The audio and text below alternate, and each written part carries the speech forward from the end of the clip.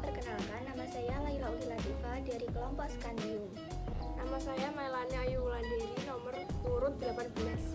Nama saya Lisa Nufaldia, nomor urut 12. Nama saya Muhammad Rizky Mubarak, nomor urut 13. Praktikum kimia elektrolisis air garam dan juga elektrolisis yaitu peristiwa penguraian suatu larutan elektrolit yang telah dialiri oleh arus listrik searah. Sedangkan sel terjadinya elektrolisis tersebut disebut sel elektrolisis. Sel elektrolisis terdiri dari larutan yang dapat mengantarkan listrik yang disebut elektrolit dan dua buah elektrolida yang berfungsi sebagai katoda minus dan katoda plus dan anoda plus. Elektrolisis mempunyai banyak manfaat atau kegunaan, diantaranya dapat memperoleh unsur-unsur logam, halogen, gas, hidrogen, dan oksigen. Kemudian dapat membentuk konsentrasi ion logam dalam suatu larutan, serta proses elektrolisis yang paling populer yaitu penyepuhan, yaitu melapisi suatu permukaan logam dengan logam lainnya. Tujuan dalam praktikum kali ini yaitu 1. Mengetahui proses elektrolisis yang terjadi pada larutan NaCl dan air cuka. 2. Mengetahui hasil dari reaksi elektrolisis yang terjadi pada larutan NaCl dan air cuka. Rumusan masalah pada praktikum ini: 1. Apa proses yang terjadi pada anoda dan katoda pada proses elektrolisis larutan NaCl?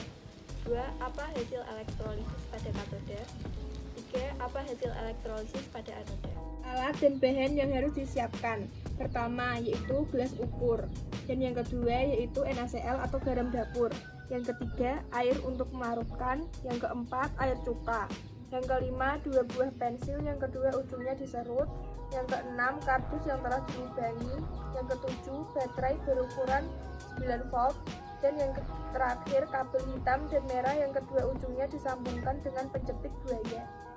Cara kerja dalam praktikum ini yaitu untuk yang pertama, untuk larutan garam. Pertama-tama siapkan gelas ukur, kemudian masukkan air sebanyak 400 ml.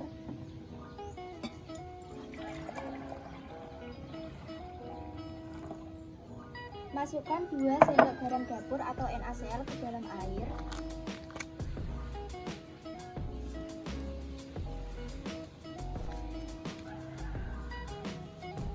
Aduk hingga tercampur rata dan menjadi larutan NaCl. Kemudian diamkan beberapa saat. Selanjutnya, kita akan memasang rangkaian listriknya. Siapkan baterai yang berukuran 9 volt. Kemudian kabel yang berwarna merah kita rekatkan pada kutub yang positif atau anoda. Dan untuk kabel yang berwarna hitam kita rekatkan pada kutub negatif atau yang disebut dengan anoda. Untuk ujung yang satunya kita rekatkan pada kedua pensil.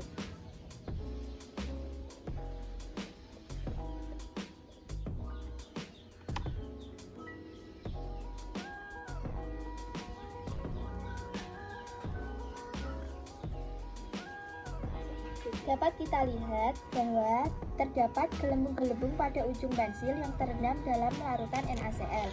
Maka dari praktikum ini dapat kita simpulkan bahwa larutan garam dapur atau NaCl dapat melakukan elektrolisis.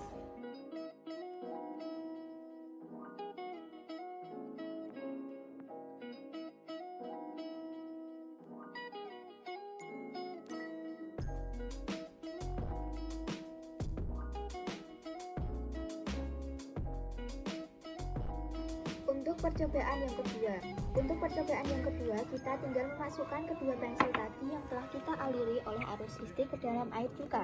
Yang sebelumnya kita menggunakan larutan NaCl, untuk percobaan yang kedua kita menggunakan air cuka.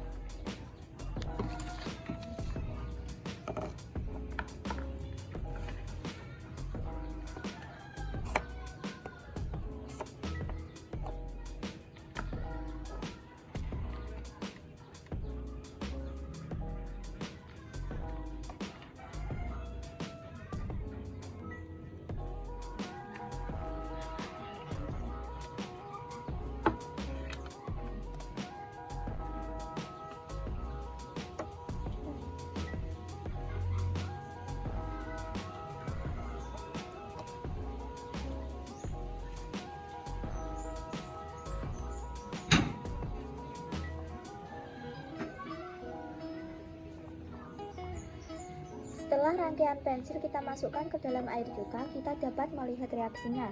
Reaksi yang terjadi dalam praktikum ini disebut dengan elektrolisis, yaitu penguraian suatu elektrolit oleh arus listrik.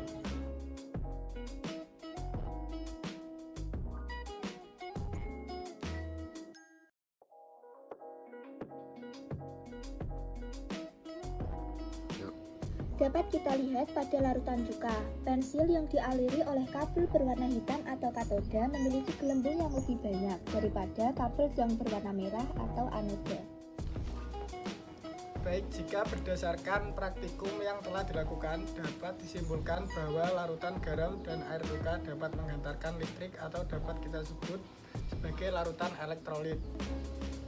Tapi berdasarkan gelembung-gelembung yang dapat grafit pensil, larutan NaCl termasuk dalam elektrolit kuat, sedangkan air cuka termasuk dalam elektrolit lemah.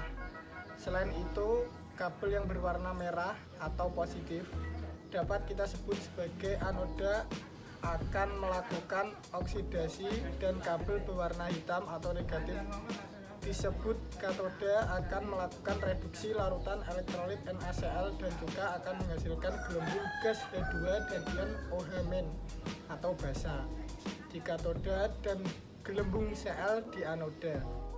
Sekian praktikum dari kami, mohon maaf apabila ada kesalahan. Wassalamualaikum warahmatullahi wabarakatuh.